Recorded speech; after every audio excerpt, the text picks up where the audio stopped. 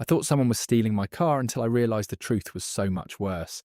Every morning for 2 weeks, my car was in a different parking spot. Same lot, just moved. The doors were still locked, and I had the only keys. But inside, everything was wrong. My seat was adjusted for someone taller. Radio presets changed to stations I'd never heard of.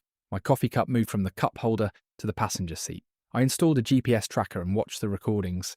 Every night at 2 a.m, my car would drive across town and back, places I'd never been to. That's when I started finding things that weren't mine. A parking pass for my exact workplace, but with someone else's name.